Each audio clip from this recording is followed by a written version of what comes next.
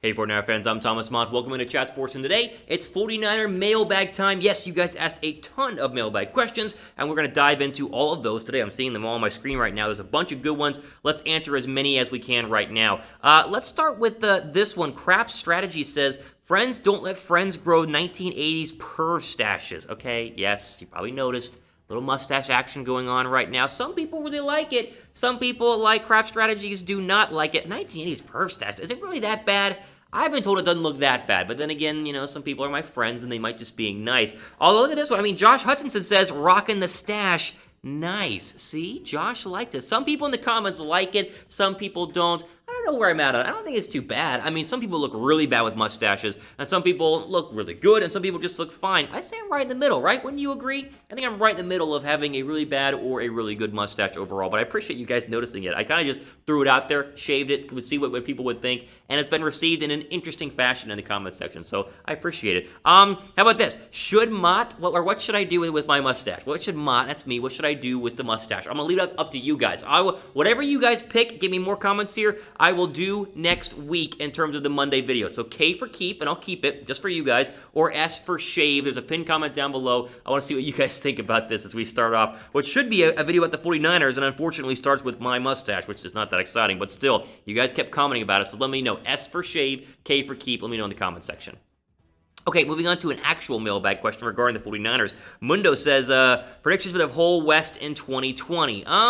You know, I think the rankings are going to be very similar to what they were last season. Niners 1, Seahawks 2. I put the Cardinals at 3 and Rams over there at 4. But really, the win-loss totals are actually going to change. So it's not 13 wins for San Francisco. It's not 11 wins for Seattle. Here's what I would do if I was going to predict the NFC West. I've talked about this before. I've said the Niners are an 11-win football team. Now, they're probably better than that overall as a roster, but the schedule is very, very difficult, and that means they're not going to have 13 wins like they did last year. So 11 wins still wins the NFC West. I think Seattle, much like last season, it's going to come down to the wire. Seahawks are very good this year. They got better this offseason, and obviously they made a pretty big move for Jamal Adams, which will have an impact. I think they miss out on winning the West, but only by a game. They're 10-6. The Cardinals and Rams are harder to go ahead and figure out because both teams are still very talented. I love the Cardinals this year just from an outside looking in standpoint, but they're not going to be 1-2 in the division, so they got to lose games somehow. So 8-8, 9-7 is kind of where I'd go with the Cardinals and Rams. I'll go 8-8 right now. It feels like this is going to be a division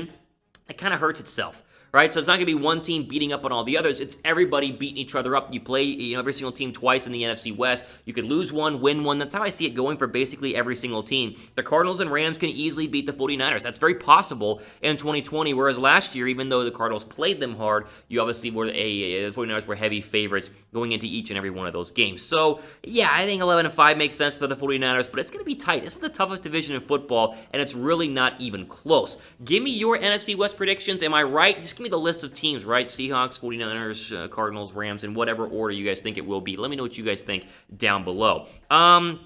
And speaking of which, because most of you guys are all 49er fans, there are a bunch of sweet new 49er t-shirts right now with our sponsor in Fanatics. Chatsports.com/49shirt has you guys a ton of t-shirts, and most of them are 20% off or more. So a lot of the ones from last year, right? The West is not enough. Obviously, you get the campaign we talked about earlier in the offseason, the Stronger Together campaign, and then the George Kittle jersey shirt, which hopefully is still relevant with the new contract that we hope is going to come up. Please sign him. If they do, then go ahead and pick up that t-shirt as well. All of them, again, all stocked up. Get yourself your latest 49er t-shirt right now, chatsports.com/49shirt. Tyler Seamus says, how many yards and TDs for Jalen Hurd? I've been asked this before, and I feel like I give a different answer every single time, but I'm trying to narrow it down to similar to what Deebo did last year, just maybe a little bit less. So 2018 is last year at Baylor. He had 69 catches, 946 yards, and 4 touchdowns. So if I was going to predict where I would go with it, I'd say probably 55 catches, 625 yards,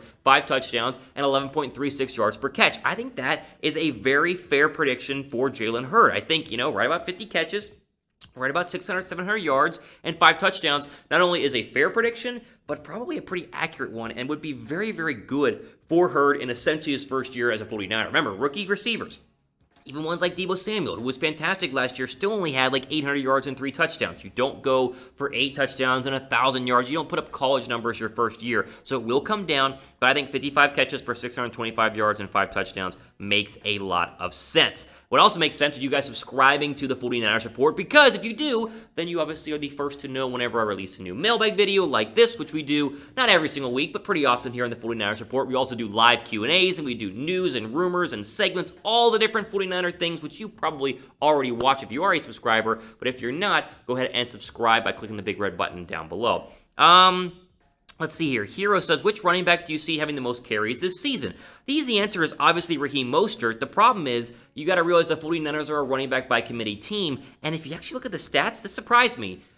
Tevin Coleman had the same amount of carries as Raheem Mostert in 2019, even though he played 3 less games. So even though Mostert emerged as running back number 1, they still fed Tevin Coleman equally as much. Now, Mostert was a lot more effective. You see almost double or almost 200 more yards and 2 more touchdowns. But in terms of the carry breakup, this is very similar to probably how it's going to look this year. Now, I would think Mostert gets more carries than Coleman this year. The battle to me is really going to go ahead and be like a Jerick McKinnon or obviously a Jeff Wilson Jr. But I think the McKinnon-Coleman battle factor there for running back number 2 makes a lot of sense, and it's going to be very, very interesting to watch. But when someone asked about carries, I said, oh yeah, Mostert had the most, right? And then I looked it up, and it was like, oh, 137 and 137.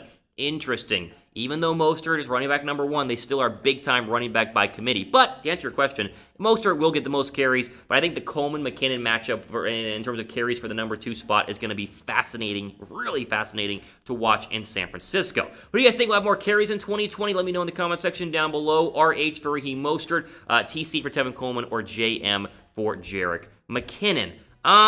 Let's see here. Next question says, what does it say? Do you think Richie James's wrist and Deebo's foot injury, do you think with Richie James's wrist and Deebo's foot injury, that the odds for Jauan Jennings to make the 53-man roster goes up?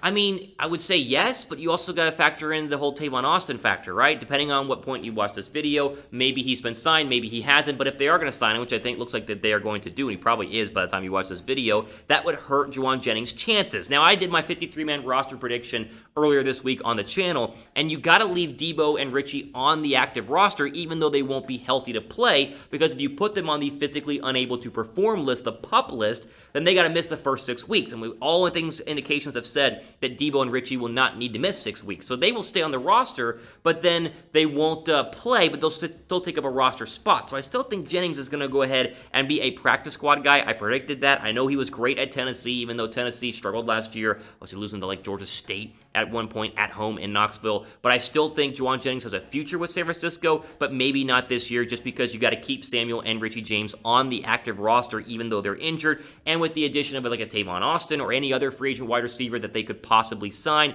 that will probably bump him down. Although, that all being said, it's training camp. If you perform in training camp, you're going to make the team. So if Jennings just balls out, then they're going to put him on there over somebody else, like maybe they cut Dante Pettis, or maybe Trent Taylor isn't as good as he keeps telling us he is going to be. So who really knows? But it's going to be interesting to see how it works out. But to answer your question in a short way, I don't think he makes the 53. I think he's going to be a practice squad guy, but still has a future in San Francisco. Before we sign off, don't want you guys to miss out on those t-shirts. Remember, chatsports.com/49shirt. Most of them up to 20% off. A lot of great stuff. They got the t-shirts, the tank tops, jerseys, a whole bunch of... You guys know about this, right? Link down below in the description box. Sideline Legend t-shirt. The generic 49er logo on the back one, which looks fantastic. I mean, I think the logo on the back to me is probably one of my favorite ones. And then the tank top as well. So if you got a gun show, maybe like I do, with the mustache. The mustache and the tank top would look pretty good, right? I think it'd be a pretty good combination. If you have a mustache and want to wear a tank top, go ahead and pick one of these t-shirts up as well. I see more mailbag questions, but we're running out of time. I'll do more mailbag questions in a later mailbag video this week, so if it wasn't answered, stay tuned for that one. All time me out for today here in the 49ers Report. I'm Thomas Mott signing off. Enjoy the rest of your day.